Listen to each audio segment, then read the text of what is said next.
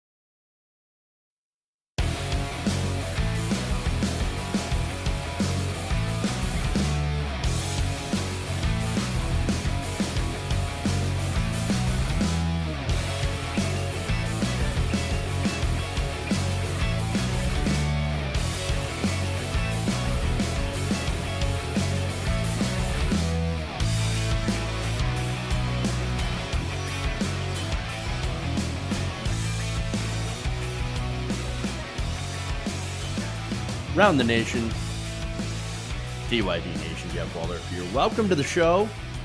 It's Friday, TGIF. We got a good show for you guys today. In fact, I think we got a great show for you guys today. So it's not just good, like maybe not like mediocre. No, it's going to be a great show today. We got some fun Trump stuff, including a Trump supporter that has no idea, can't even answer a question when it comes to Donald Trump. I mean, oh God, that's a fantastic video. You're going to love that. Then we have one of the real reasons.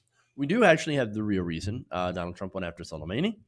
And it is devastating.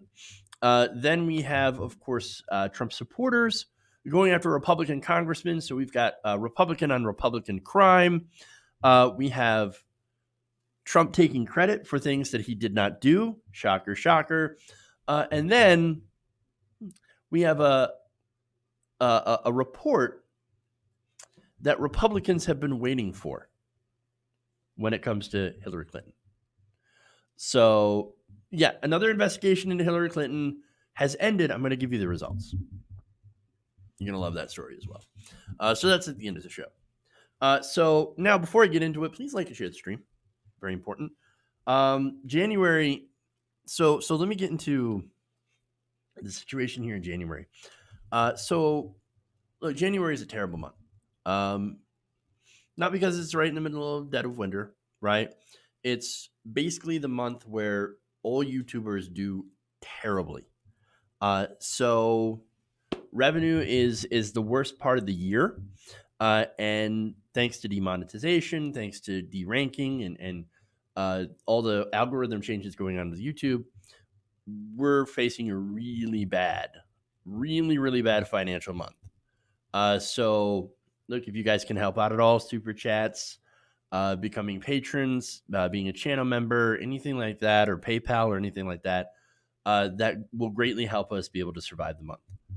And so anything that you can do, much appreciated. Wouldn't ask if we didn't need it, but again, with all the stuff going on with YouTube, and I mean, look, I'm just glad we're not a kids channel. That's even worse.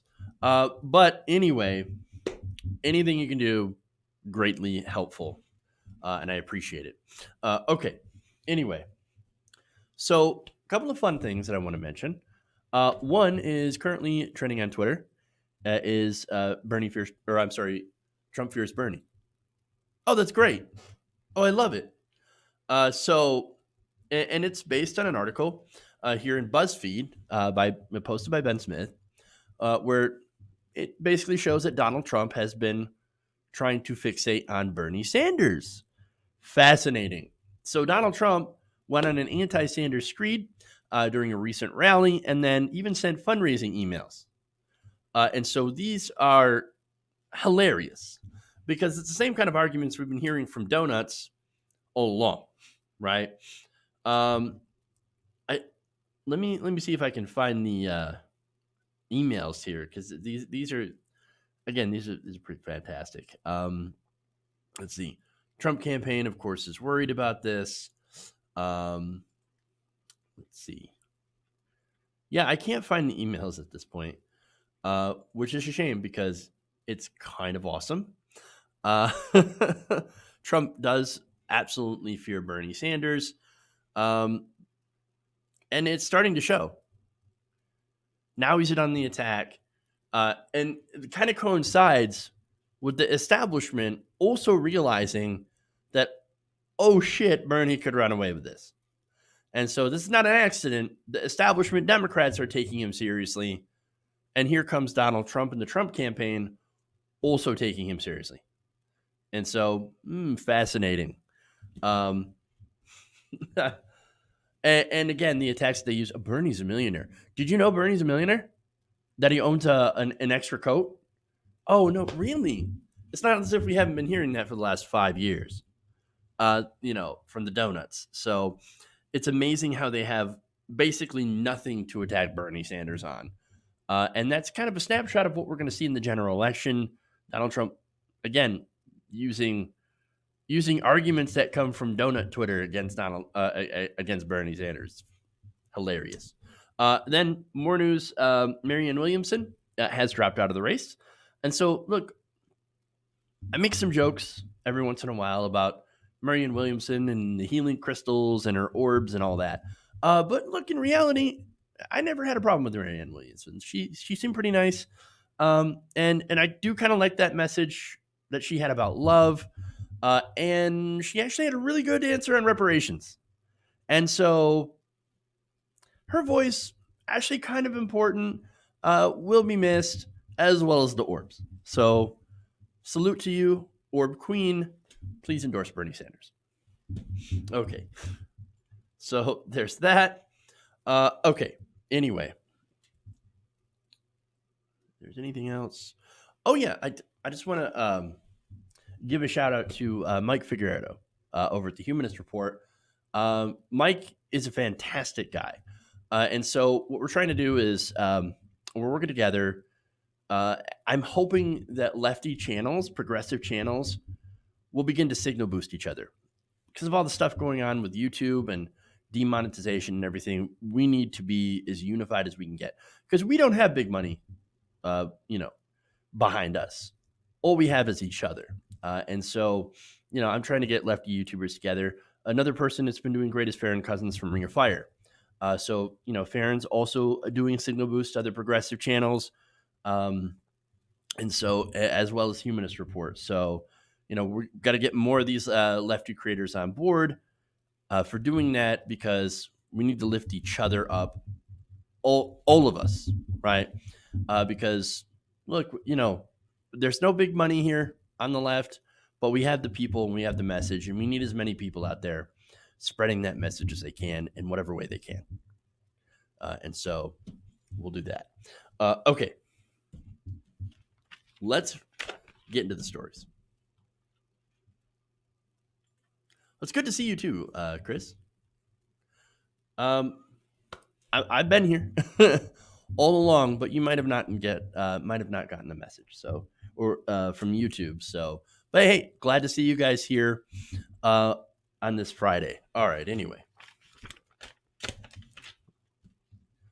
James Watson. I don't think Williamson's crystals are something to make fun of. Spirituality helps people however you want to approach it. Go ahead. It's good for mental health. I totally get that. And yeah, it's a little unfair of me to just poke a little bit of fun at crystal, healing crystals and all that, because mainly my thing is that it's pseudoscience. And yes, it does make people feel good, but sort of like religion, I think you should be able to poke a little bit of fun at it. And it's not done like with malice. It's just like, it's a little bit ridiculous. But anyway, thank you guys for your responses. All right, let's get into it. We'll start out with, obviously, Trump.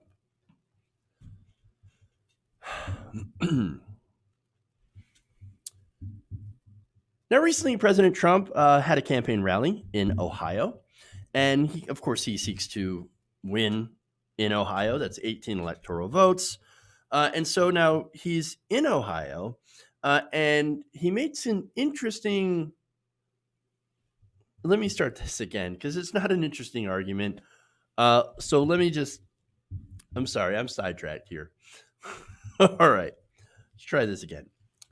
So while President Trump was campaigning in the state of Ohio, he said something that doesn't make any sense. Take a look. And our air and our water right now is cleaner than it's been in 40 years. And sadly, I can't say historic because, a couple of hundred years ago, there was nobody here, right? So I assume that 200-300 years ago was cleaner, probably. You never know. You never know, except that you could totally know. So, look, his points about cleaner air and cleaner water. Oh, it's the cleanest ever. No, it's not. Flint still doesn't have drinkable water. But aside from that point, man, there's nobody in Ohio 200 to 300 years ago. There's just nobody there. Nobody lived here. Okay, well, look, a couple hundred years ago, 200 years, let's say. Well, 200 years ago was 1820. Okay. Now, were there people living in Ohio in 1820? Well, let's go back to the census. Back in 1810, they did a census and they found that as opposed to nobody living in Ohio, there's actually about 230,760 people that were living in the state of Ohio. The state. Remember, Ohio became a state back in 1803, or approximately 216 years ago. And by the way, even before it was a state, there were people in Ohio. In fact, archaeologists have estimated that Ohio has been inhabited for approximately 15,000 years. So there's been a lot of people in Ohio. So look, now, if you're a regular person, if you're a person in the crowd, you don't need to know that. Now, it is fascinating trivia, and it is very interesting to know. But look, I get it if you're working 2 jobs to feed your family, and, you're barely getting by. I can understand that you might not care about this at all. But if you are campaigning in a state that you would like to win, Ohio has 18 electoral votes, right? It can be very important in elections. It's considered a swing state. Well, if you're campaigning in that state, then maybe you might want to know something about it. Look, at least that's conventional wisdom. And then again, we live in a time where conventional wisdom has been thrown out the freaking window. It doesn't even matter anymore. I don't think anybody in that crowd actually gives a crap about, the fact that Donald Trump's too stupid and too ignorant to know about Ohio's history. The fact that there were people living in Ohio 200 to 300 years ago. I mean, they don't care that he spent zero time researching. Then in the course of his speech, he lied multiple times. Nobody cares. And that sucks. What Donald Trump does is he goes in front of a crowd and says a bunch of stupid things and then lies a bunch of times. And also in the course of that, tells people exactly what they want to hear. Democrats bad. Immigrants bad. Everything you don't like is fake news. Doesn't exist. It's not real. Now, look, the reason that this is important is, look, we're not going to get through to these people. Most of these people, if you're still with Donald Trump at this point, you're a lost cause. You're willfully ignorant. There's enough information out there to know that Donald Trump is a complete disaster as president. You've proven that you don't care about facts and reality. Oh, but Jeff, what are you talking about? The stock market is record highs today. Yeah, and most Americans don't have stocks. Working people, the working class, does not have stocks. We do not have 409ks, which don't really exist. Most Americans, a lot of Americans in the workforce don't actually have 401ks or any money to put towards their own retirement through the IRA accounts. They just don't. Look, I talked about it just recently. 2/3 of millennials don't have any retirement plan. They just don't. And most people don't even have savings. Half of all Americans work in low-wage jobs. And look, going back to millennials and retirement, it's not because we're lazy. It's because we just don't have money. Not only that, but we've got massive amounts of student loan debt. I think it was 53%, 55% of millennials, right, who have a job where they, the job, the employer actually does offer a retirement plan, are unable to access that retirement plan because they're either temporary or part-time workers, or they haven't been at the company long enough to be able to have access to retirement benefits. It's not as if millennials are now 20-somethings. No, we're 30, 40 years old. And so we still don't have a retirement. I should have half of my annual income already saved away. I ain't got nothing. I ain't got shit. And so that's a disaster. And it's because we cannot afford it because there is so much debt and pay is so little. But Jeff, you understand, it was the lowest unemployment ever. Look at the jobs numbers. The jobs numbers are fantastic. If you need a good job, just go out and get one. They're everywhere. Again, half of all Americans work low-wage jobs. Why? It's because that's all there is available. That's the job boom. That's the job boom. It's all low-wage jobs with no benefits. That is the problem. And look, corporations got a gigantic tax cut. The middle class still pays now a higher percentage of their income in taxes and corporations.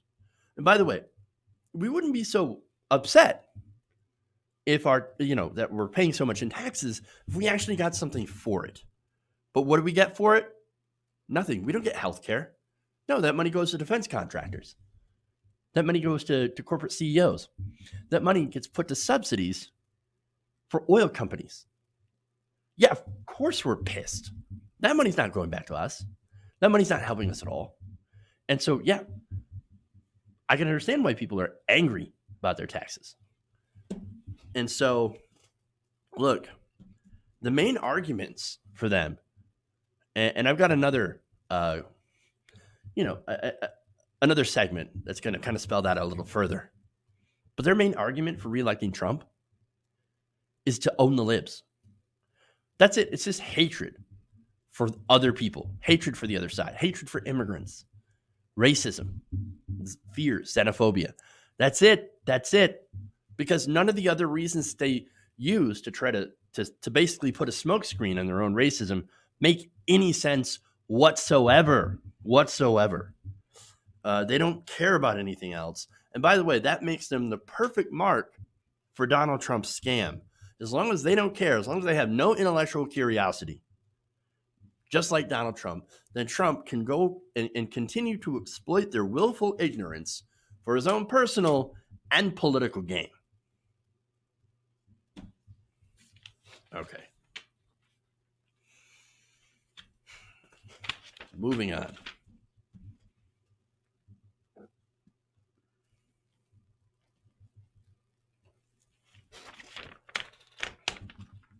All right.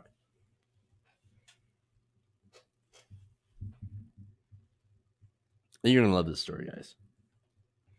All right.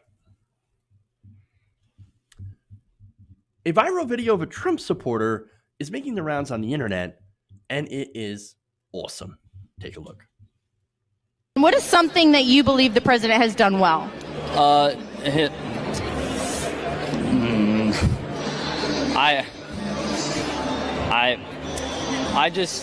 I'm not really sure.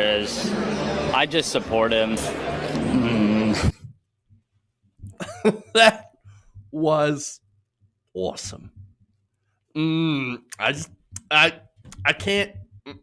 Nope. Yeah. Nope. Nothing. Couldn't name a thing.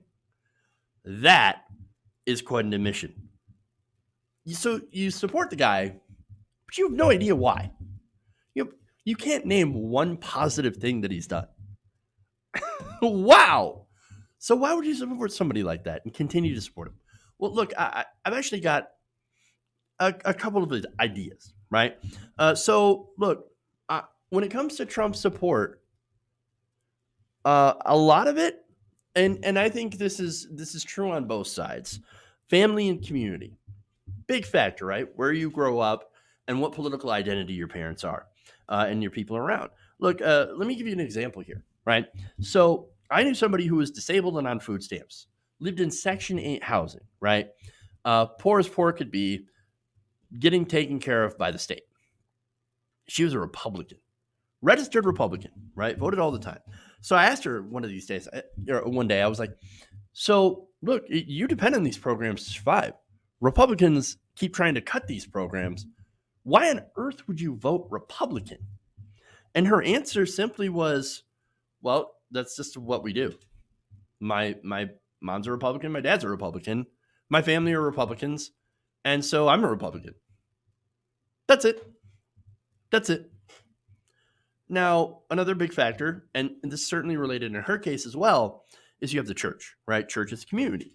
Donald Trump does really, really well with evangelical Christians, right? So this to me is a great example of identity in politics. Now, I'm not talking about identity politics, which is actually different, but they're also connected, right? This person, very likely he votes Republican because being a Republican is just part of his identity. I mean, simply put, if you can't think of any good thing that your candidate has done or any good reason to support them, well then, why are you a Republican? Why are you a supporter? Maybe you ought to sit back and think about, now, wait a minute. Why am I supporting this? What are my values, right? And look, again, I think this person is a Republican just to be a Republican. Policy doesn't matter. Job performance doesn't matter. He's a Republican. That's all it takes. I mean, he couldn't even come up with one single thing like, well, he's trying to build a wall. That's fairly simple, right? And it shows that, hey, I like his policy on immigration, but he's having a little bit of problems, but at least he's trying to build a wall, right? Or, the economy is doing pretty good. And like, again, that's a basic surface level understanding of technology, the economy and jobs. But couldn't even do that. Donald Trump's just a Republican. That's all it takes, right? So now I wish this phenomenon only happened on one side, or not at all, right? Generally, I'd rather nobody, thinking that way. But it's widespread. As I've seen Democrats do the same thing, I've seen a lot of comments like, I don't care, I'm a Democrat. I don't really care about policy. All I care about is voting for Democrats. Okay, but what policies do you support? Do you support Medicare for all? Do you support single payer? Do you support, free college? Do you support a living wage? What do you support? It doesn't matter. I'm just a Democrat. Well, I want to vote for Joe Biden because he's not Donald Trump. Okay, but what about the policy? What about the policy? Policy matters. Oh, no. Joe Biden's a real Democrat. That's why I could never vote for Bernie Sanders or any kind of progressive like that doesn't wear the helmet. And this is the problem with the team mentality, okay? I'm progressive. You guys know this. So obviously I tend to vote for Democrats because I'm more aligned with Democrats on policy, even though in many cases I'm to the left of the party. I've also endorsed Bernie Sanders. Bernie Sanders is an independent because he's more progressive than the Democratic Party, just like I am. And so to me, policy matters, but there are people out there, and believe me, I've seen them on Twitter, who say, look, I'm a Democrat. Bernie Sanders is not a Democrat, so I'm never going to vote for him. It's never going to happen. But whatever. I don't care. But see, here's the thing. You've got to care. What about the policy? The policies matter the most. The letter on your helmet doesn't matter if you're not fighting for the right policy. Look at, for example, somebody like Henry Cuellar, right? Henry Cuellar is Democrat. Votes 70% with Donald Trump. How's that a guy a Democrat? Joe Manchin votes overwhelmingly in favor with Donald Trump. How's that guy a Democrat? Jeff Van Drew was formerly a Democrat, and then he said, I embrace the light of who I really am. Turns out I'm really a Republican. Well, at least you were honest about it and went and joined the Republican Party. It doesn't matter. The policies matter the most. Now, look, and this guy, here's the thing. I guarantee you a lot of the coverage on this guy is going to be about, dumb Trump supporter, can't say nothing, right? But here's the thing. They'll ignore the fact that there are Democrats out there that sound the same way when they talk about Joe Biden or Pete Buttigieg. I don't care. He's just a Democrat and he's better than Trump. Well, how do you know? Here's the thing. I know why I support certain candidates. Bernie Sanders, for example, I support him because of his policy positions and the fact that he has changed the conversation on healthcare towards single payer, a single payer Medicare for all option or system. And I think that is much, much better than a public option or what we have with the ACA, because it will actually fix a lot of the problems in healthcare. He's also introduced legislation on student loan debt, on canceling student loan debt, reducing the president's war powers, stopping the flow of weapons to Yemen, working with Republicans even to help veterans. And so there are things that Bernie Sanders has done and has pushed for that I support, and that's why I support him as a candidate. So I know why. But apparently there are a whole lot of people that have no idea what they stand for other than, well, I'm just on that team. And this guy is one good example of that. Now, what I hope that there are people that have enough sense to realize, hey, you know what? Maybe I do need to go and re-examine what team I'm on.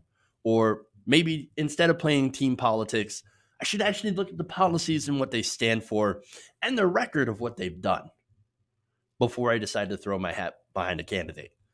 That's what I hope will happen. Unfortunately, I don't really see it happening. Okay.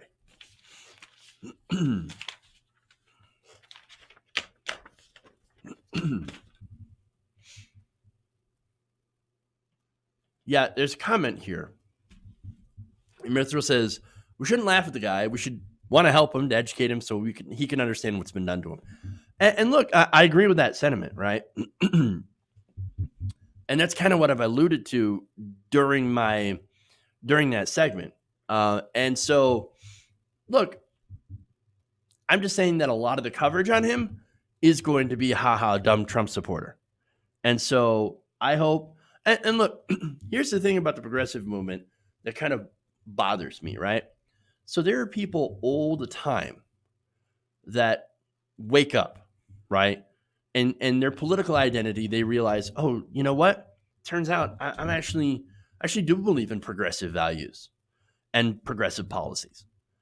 And, you know, they were a Republican before, or they were a centrist before. Look, I know I consider myself a middle of the road centrist. I was a moderate, right? I look back back at that now and I'm like, what the hell was I thinking? Well, looking back at my own evolution, you should say, it's just not so much of an evolution. It's just that I learned about these things. And it's like, oh, I didn't realize that every American could get health care and get it cheaper than what we already do now, than what we already spend now. Well, why aren't we doing that? Yeah, let's do that. That's smart. That's a great idea. And I'm all interested in ideas and I'm interested in results. And so that was part of my evolution. And I think it's a lot of people's evolution is they just go and they look things up and they learn the facts. The thing that bothers me about some of the progressives in the movement is that, well, if you haven't been 100% in favor of Medicare for all since birth, well, then you're not part of the movement. You're just a grifter. No, that's ridiculous. We should allow for people to change. We should allow for people to evolve and come over to the progressive position.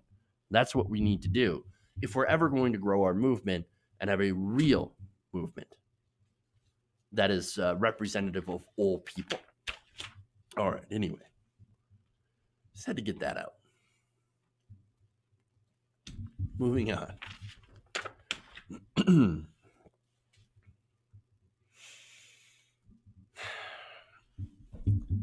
Since the assassination of Iranian General Qasem Soleimani, journalists and others have been trying to figure out the real reason that Donald Trump had unilaterally ordered a strike that nearly led us to the brink of war. Now, we appear to have an answer, and that answer is devastating. So now this comes from the liberal rag, the Wall Street Journal. In that article, they said that President Trump has reportedly been telling associates his order to assassinate Iranian General Qasem Soleimani was related to his pending Senate impeachment trial. So that strike had nothing to do with protecting Americans, had nothing to do with any of that. No, it was just to help him survive impeachment. Now, that is obviously a very different justification than his administration, who, according to reports, was blindsided by his actions, and that sent them off into a panic to try to figure out what they were going to tell the press. Now, they ended up, telling the press a couple of different stories. First, in one, the first one, they said that Soleimani was planning an unspecified but imminent attack on U.S. forces in the region.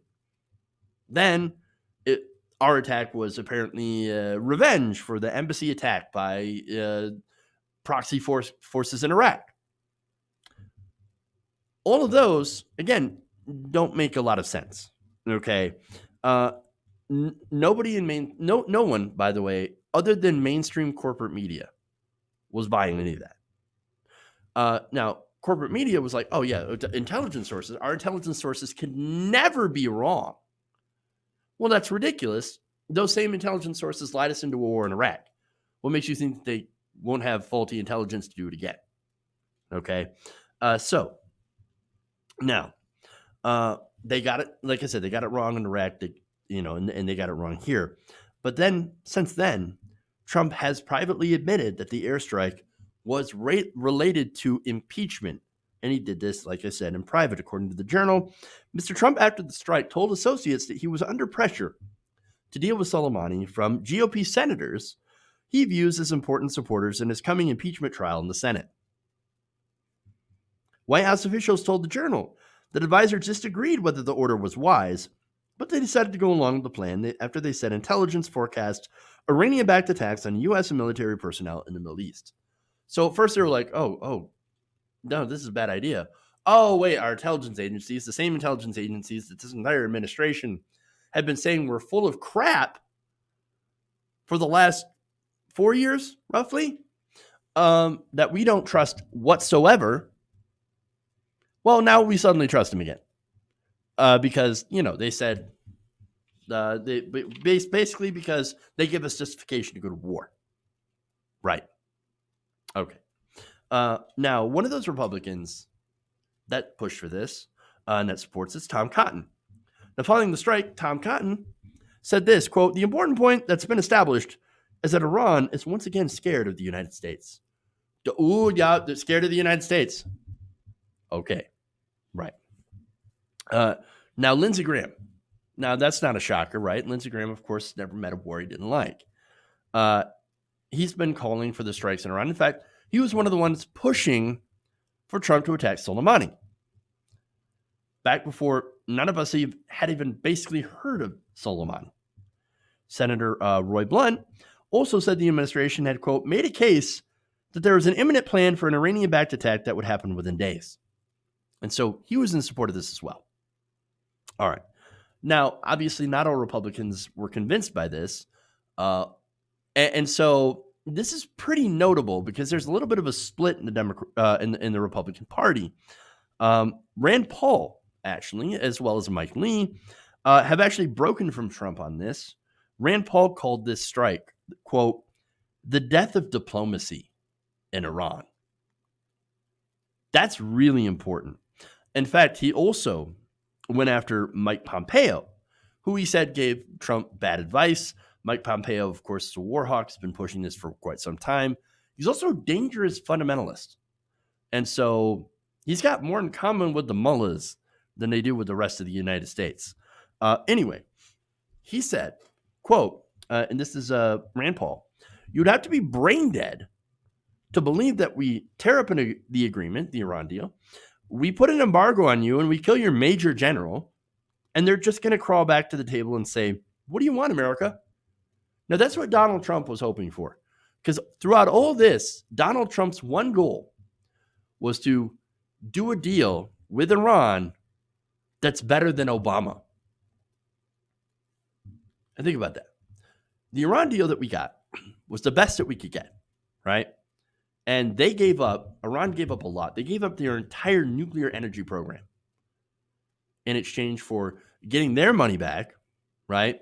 And us lifting the sanctions. And they would, of course, allow inspectors into their country.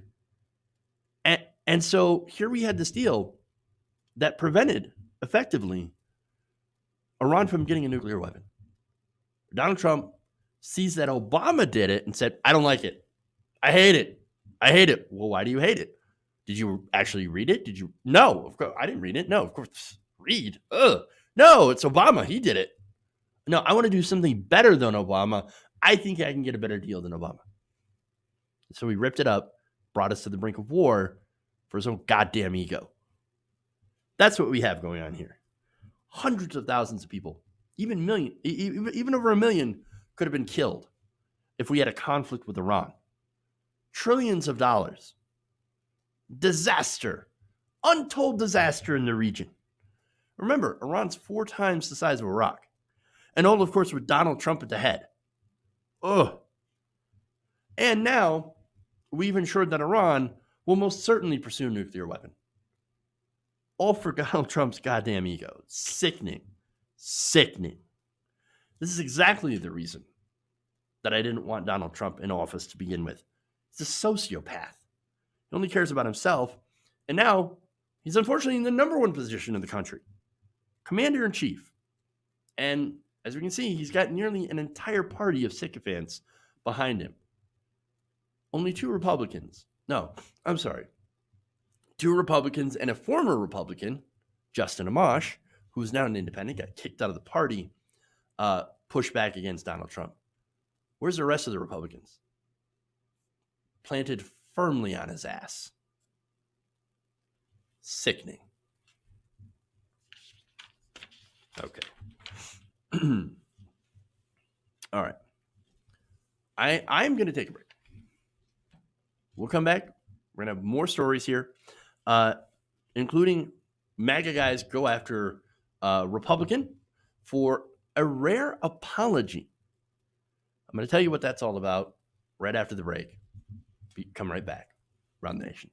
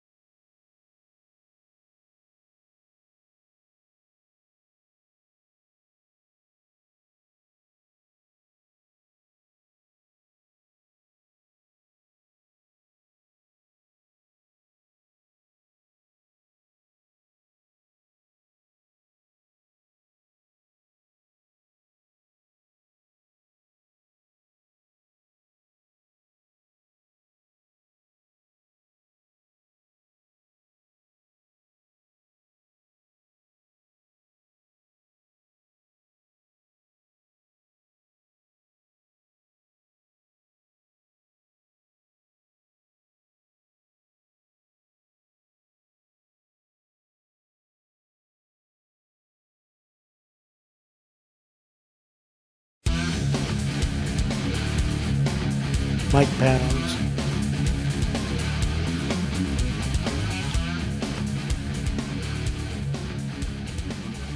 Welcome back to the show.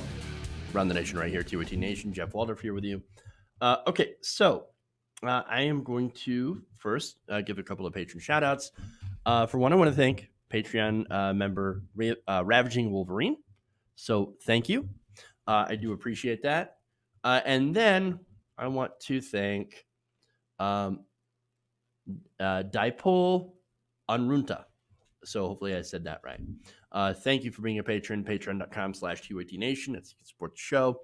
Another way is through the channel memberships. So I want to thank I Am Adorable. That's pretty good. And John Young. So thank you to those two new members. You can become a channel member by hitting the join button below and support independent progressive media. We need you more than ever. And so I'm hopefully going to do get involved in the TYT. Okay, so I'll give you the details on that later. But basically, if you sign up to be a member with TYT, that also helps me. So I'm going to try to get involved in that program as well. So you can do things, both at once. If you like, if you want to become a member to the Young Turks as well as support this show, well, then you can do that as well. So I'll give you a way to do it. All right. Anyway, let's go to the next story.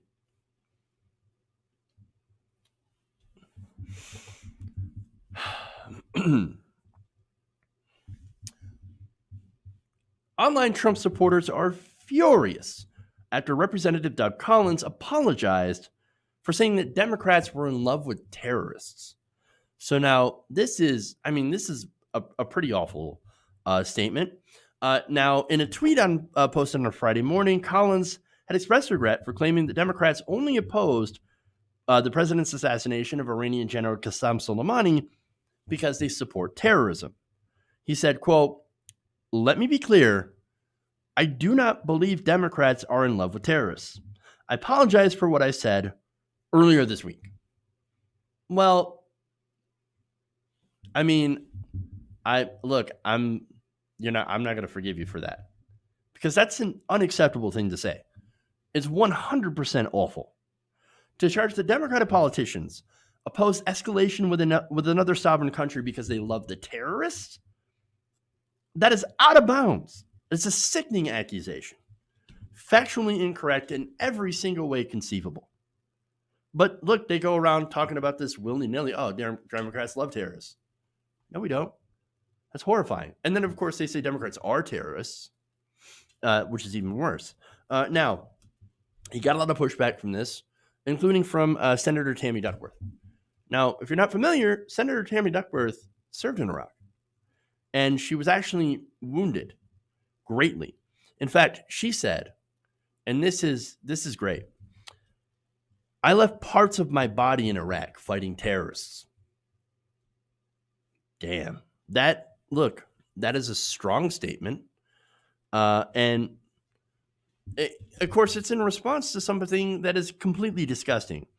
So now, he apologized because of the massive backlash, and in so doing, angered Trump supporters. So let me give you some examples of this. Kish says, "The Dems are proving they are sympathetic to them out of hatred for the POTUS." Can you imagine believing that? That we're sympathetic to what they consider terrorists. Oh, so we can stick it to Trump. No, that's ridiculous. Absolute projection. Absolute projection. No, look, the problem is that the president nearly started a war with Iran to get senators on his side for impeachment, to get the hawkish senators on his side so he can survive. And that's, by the way, that's reporting from the not so liberal rag, the Wall Street Journal. I know, known for being like a super communist paper. Not only that, but they quote sources inside the White House. Ludwig von Mises says, quote, "These guys are the mob. Never apologize to the mob." I mean, look, disaster, right? We're suddenly the mob. It's crazy. Andrew Build the Wall White says, but they are. They love terrorists and citizens of foreign nations more than U.S. citizens. Their words and policies make it clear. Which policies? Which words? Is there any proof of that? No. No, look, in reality, we're trying to protect American lives. And we're also, by the way, following the Constitution. You know that thing you guys claim you love? No, we're actually following the Constitution. There was a War Powers Act of 1973, also called the War Powers Resolution, okay, which basically said that if the president, and this is to avoid another Vietnam, Congress voted overwhelmingly on a bipartisan basis to say that if the president wants to do a war, well, then Congress has to vote on that war. Congress has to approve it. And if you're going to do military action, then you can only do it for, I think, the maximum amount of 60 days. Then you got to pull out, unless there is a formal declaration of war. And so all of the president's powers on war is based on that War Powers Act. Now, look, there's a lot of presidents that disregarded that. President Bill Clinton, when it came to the strikes in Kosovo, ignored that. George W. Bush pretty much ignored that, even though he got authorization of military force in Iraq. And now President Trump. And so this is constitutional, even though it tends to get ignored, which is kind of sad. So look, war should only be declared by Congress. And if you want to strike another nation, the least that you should do is inform Congress first. Literally in the Constitution, like I said. Ron Marney says, don't back off. It is clear the Democrats favor the terrorists over our own country. This is not even debatable. Oh, it's not even debatable. Well, okay, well, I have it on good authority that Ron Marney has sex with dogs. I mean, it's not debatable, right? Not even debatable. Look, I can play the same game, right? I'm using their logic, which is no logic at all. Just throw out a bunch of smears. Same thing that they do. Moy says, you owe them nothing. Never apologize for the truth, which is not the truth. Their actions speak louder than words. They hate America. Yes, we hate America so much that we want to prevent American troops from being killed in the Middle East for corporate profits. And besides, these endless wars have done so much good for the country, costing trillions of dollars, with no benefit to the country at all. Just a benefit to defense contractors and an increase in terrorism, which, by the way, also helps defense contractors, because then we're in endless war. Murphy's Law says, what the hell apology? They dug the ditch, not you. What ditch? What are they even talking about? It was Donald Trump that launched the attack against Soleimani when Soleimani was fighting ISIS. Now, the crimes, of course, that Soleimani had done against the United States happened during the Iraq War, where we were the invading aggressor in Iraq and the occupier. I'm not saying what they did was right, but I'm also not saying that what we did was right. Where we're all wrong, we shouldn't have been in Iraq in the first place. All right. Pondo Co says, never apologize to the left. Never. Because it looks like to common sense Americans that they most certainly do. No. See, most Americans actually disagree. You have a majority of over 50%. I think it was 55% of Americans that said that these strikes actually made us less safe. Less safe. So, ridiculous. Deplorable Texan says the left mourned. Never apologized to the corrupt lib mob. They gave Iran access to billions of dollars knowing that they would use it towards expanding their influence and wave of terror. The left mourned the death of this radical terrorist like he was a celebrity. They're not on the side of America. Deplorable Texan. You know, you realize that was Iran's money, right? We froze that money. That's their money. And we gave it back as part of a deal to stop them from getting nuclear weapons. And it was working. The plan was working. Now, Trump was jealous that it was working because President Obama had made it. And so he decided to rip up the deal, escalate tensions, and then we were at the brink of war, decided not to go through with strikes. And now he's like, I averted a disaster, I averted war. No, this was a manufactured crisis. And now Iran is definitely going to build nuclear weapons, and I don't blame them. How can you trust America after what our government did? After what our government under Donald Trump has done? You can't. You just can't. And the other point here is nobody on the left mourned this guy. No. We mourn the death of, and Rand Paul put it perfectly when he said, it's the death of diplomacy with Iran. We don't have diplomatic channels anymore. It's going to keep escalating and escalating and escalating. Ridiculous. Now, the only side here, look, the only side this guy is on the side of Donald Trump. And by the way, Donald Trump is basically only on his own side. And finally, E. Deploribus, not awesome, says, let me be clear, demon crabs are in love with terrorists. See, like, I get it, right? These people are allowed to say the worst things about Democrats and progressives. The absolute worst smears and falsehoods. Now, the second that we hit back, they cry. Oh, how dare you? So much for the tolerant left. You're so uncivil. We believe in facts, not feelings. Well, yeah, I seem to have hurt your feelings quite a bit here. We're not going to be gaslit by you guys. So Trump supporters like this, you're the worst kind of scum. Worst kind of human beings in history. And I'm not sorry at all for saying that. You guys are disgusting, dangerous, deranged, hypocritical cult followers. And if you're listening, I hope you're triggered by this. Because I don't give a damn anymore. We will take this country back. And by the way, when we do, we're going to make it better for everyone. Even your racist, sexist, ignorant ass. You're still going to do better under us. So we actually care about all Americans. All right. The crying has already commenced. Awesome. All right. Moving on.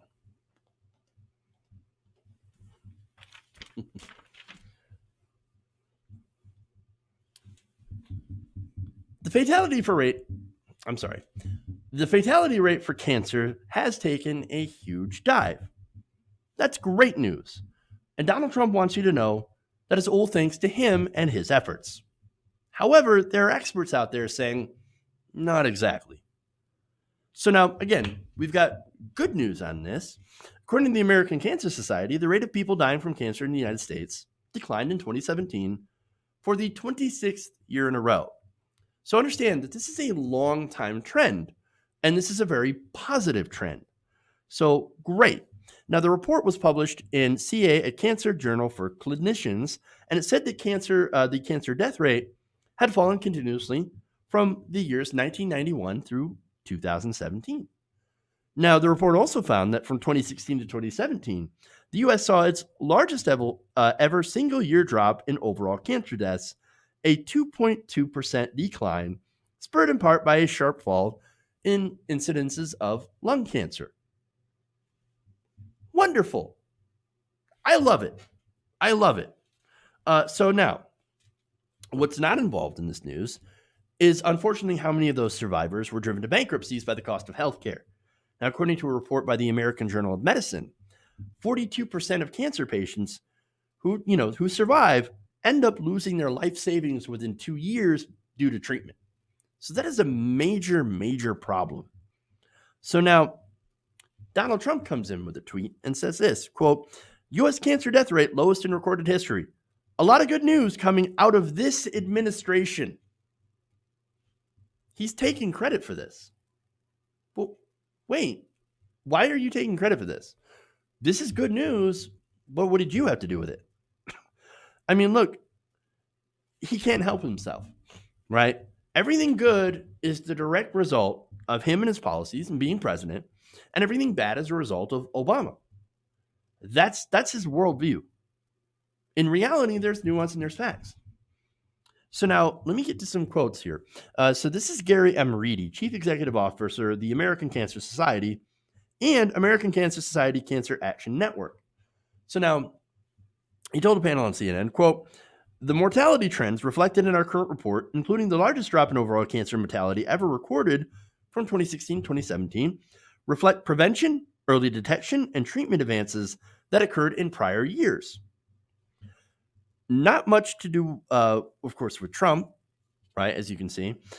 Now, since there is nuance here, Reedy points out that since taking office, the president has signed multiple spending bills that have included increases in funding for cancer research at the National Institutes of Health and National Cancer Institute, though the impact of those increases are not reflected in the data contained in this report.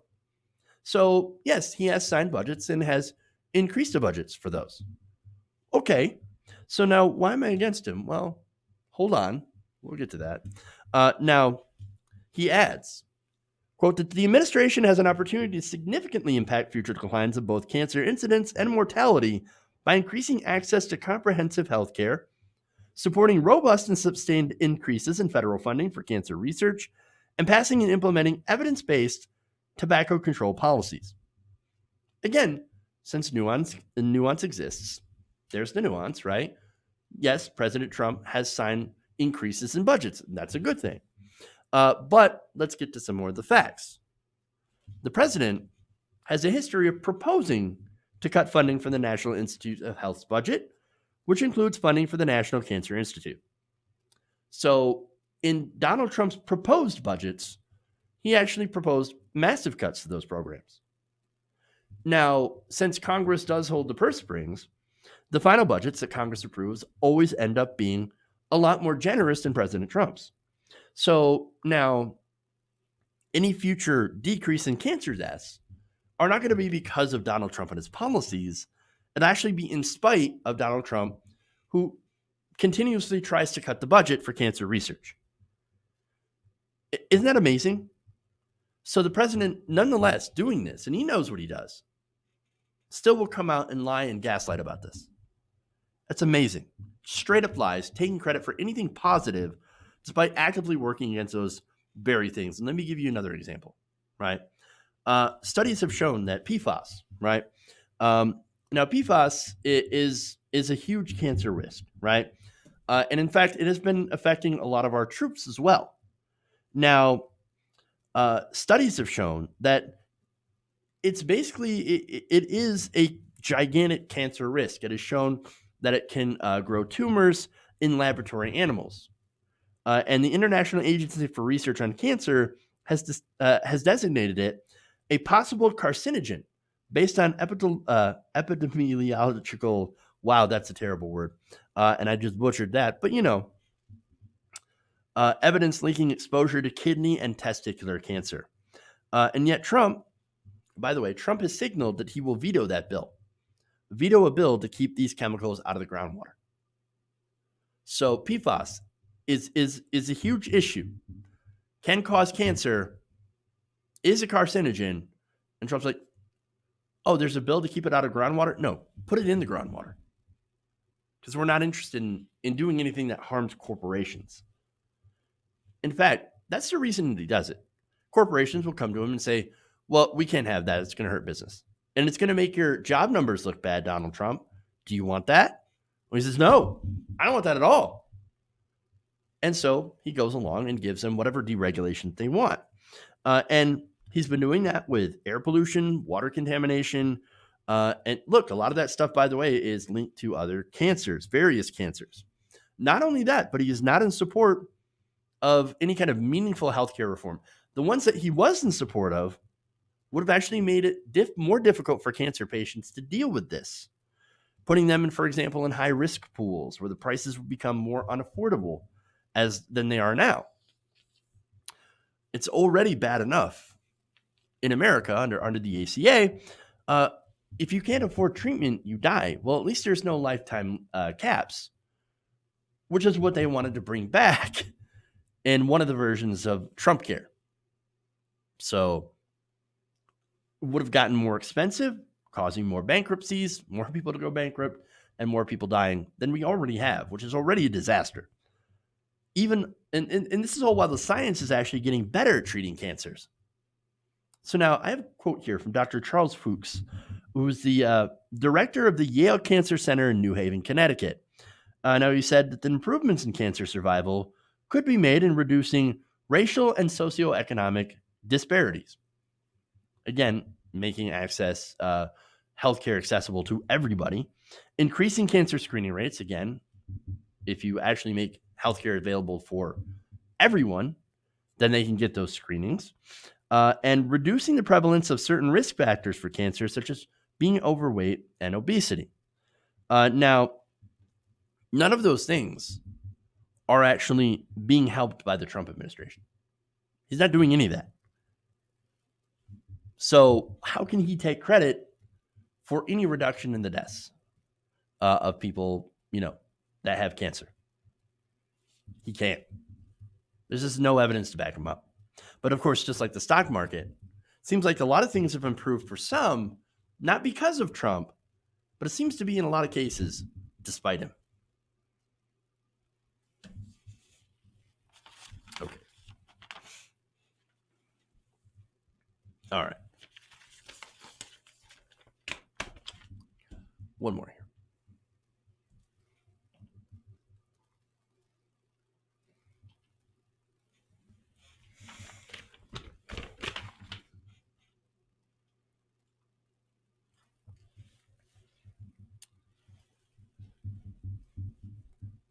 The DOJ investigation into crimes perpetrated by Hillary Clinton has finally just about come to a close.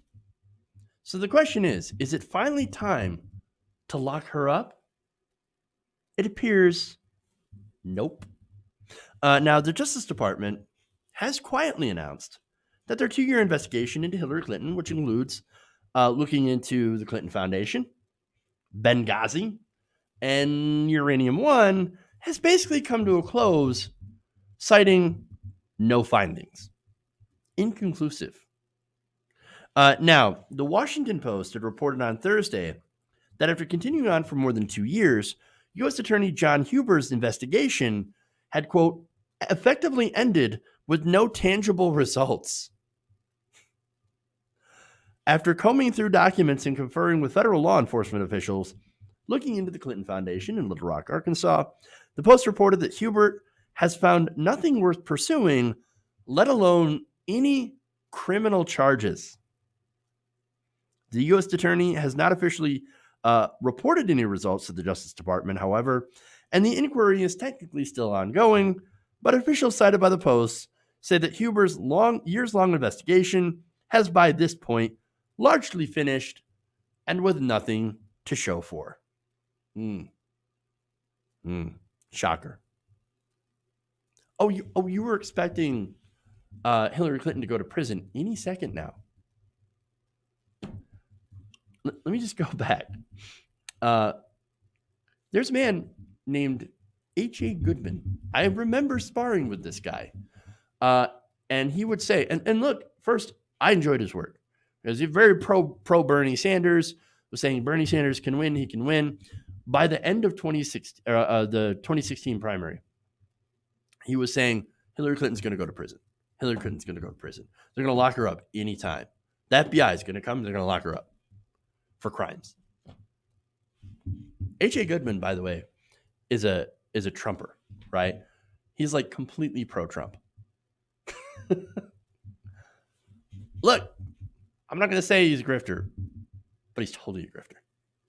So, and this is more examples, right? How many investigations are they going to do into Hillary Clinton? The Trump administration, the administration that wants so desperately to find something on Hillary Clinton, couldn't find a goddamn thing. Amazing. And look, I've criticized Hillary Clinton on the show. I don't like Hillary Clinton, right? I am no Hillary stan, all right? But look, facts are facts. And the fact is, she's done nothing criminal. Now, that's not to say that she hasn't done anything shady. Of course she has. The same kind of shady things that Republicans do all the freaking time. So let's be fair about that, right? She made a ton of money off politics. Billions of dollars, her and Bill, right? And so, look, she serves the wealthy and corporations at the expense of the working class. Of course she does. So again, I'm no Hillary stan. I'm not in favor of her. Is she corrupt? Absolutely, but not that much more corrupt than the average slimy politician. The only major difference is she wears a pantsuit. Yeah, actually, you know what? I'm kind of underselling her here. No, she's actually really good at playing the Washington game. Now, she's good at Washington insider stuff, but as we saw in the 2016 election, she's terrible when it comes to actually appealing to regular people. She's great when it comes to donors and all that stuff. But regular people, they're not a fan. But here's the thing. You don't get rich and powerful in Washington if you don't know how to play the game, if you don't know how to smooth up the donors. And look, I think she's ruthless. And she does all this stuff, amasses that power, and she did it without breaking any actual laws. So now back to the investigation. Now, Donald Trump, at the time, 2017 when this was launched, Trump was under the Russia investigation. And so he gets mad. He throws a fit and he says, oh, yeah, I'm going to go investigate Hillary Clinton. Oh, really? Really? Now, the Justice Department, by the way, the Justice Department was like, okay, I mean, I guess. Yeah, you want us to look into Hillary Clinton? I guess we can look into Hillary Clinton, but we know that it's just political.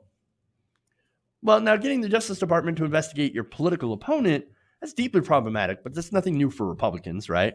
As they had investigated Barack Obama for years. So now the Justice Department knew. Senior justice officials cited by the Post said the investigation, and this is great, had been largely viewed as little more than a way to appease Trump and his Republican allies. And officials expected the inquiry was, quote, unlikely to lead to anything of significance. One source told the Post, quote, we didn't expect much of it, and neither did Huber. And as time went on, a lot of people just forgot about it. Oh, that's devastating. Devastating. I mean, yeah, the president asked us to look into his political, opponent that back in 2016, he's not going to run again, because he was angry and his fifis were hurt. And we knew it, but we did it anyway. And we just kind of forgot about it. What? It wasn't going to get any results anyway. So, look, there's what you have it. An investigation which wasted taxpayer money also that they could appease the baby. And that's it. Another investigation that came out with no negative impacts for Hillary Clinton. And at this point, why does there need to be? She'd just go and retire. Spend time with her grandkids. Do something positive with her life. Now, outside of politics. I mean, it would be nice. But look, there was another investigation, by the way, into Hillary Clinton. And this was into her emails and her private server. Now, look, I remember talking about this. And I remember saying that she was 100% irresponsible for having this private server. Because it could be, that classified material could end up in the system and then get possibly intercepted by other people, other countries. Now, that's funny because Republicans were saying sort of the same thing, right? But even worse. Now, what's funny about that is that the Trump administration has no security. They're literally getting spied on by the Israelis and other countries too. Donald Trump uses unsecured cell phones, and the administration is full of people who use private email addresses and servers. So it's complete and total rank hypocrisy, right? Now, I actually do care about national security, and so that's why I spoke out against Hillary Clinton using her private server, and that's why I also speak out against Donald Trump. And so now, what did they find in that investigation? The investigation found that while 38 individuals committed 91 security violations in emails sent to or from the private server, ultimately, the server largely wasn't used for transmitting classified information. So basically, she messed up, but in messing up, she wasn't actually doing it maliciously. And so it was a lapse of judgment. Now, let me give you the report on the investigation. Quote, while there were some instances of classified information being inappropriately introduced into an unclassified system in furtherance of expedience, as in being lazy, by and large, the individuals interviewed were aware of security policies and did their best to implement them in their operations. There was no persuasive evidence of systemic, deliberate mishandling of classified information. Again, a case of bad judgment, but not criminal. Oops. Now, again, you compare that to Donald Trump's bad judgment and the bad judgment of people around him. President Trump right now has 6 people that were in his orbit around him, working for him, that are now currently serving time in prison, including his co-conspirator, Michael Cohen. So you want to talk about bad judgment, you want to talk about investigations. An investigation had found that President Trump had used his charity foundation for his own personal gain. The Trumps are no longer allowed to operate a charity in New York. They're barred. So you want to talk about malicious. That's malicious. Who's a real crook? Crooked Donald. All right. That's all I got. Thank you for joining me. Thank you for going around the nation with me. Please like and share the stream if you haven't already. Also, please consider subscribing to the channel or becoming a patron, patreon.com/TYTNation, as well as hitting the join button below to become a channel member. Thank you, guys. Love you. Have a great weekend. We'll see you on Monday. And remember, change begins with you. Good night, nation. Have a great weekend.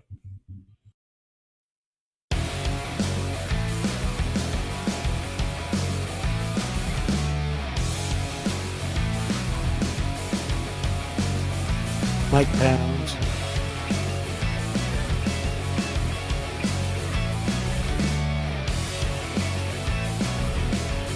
Please clap.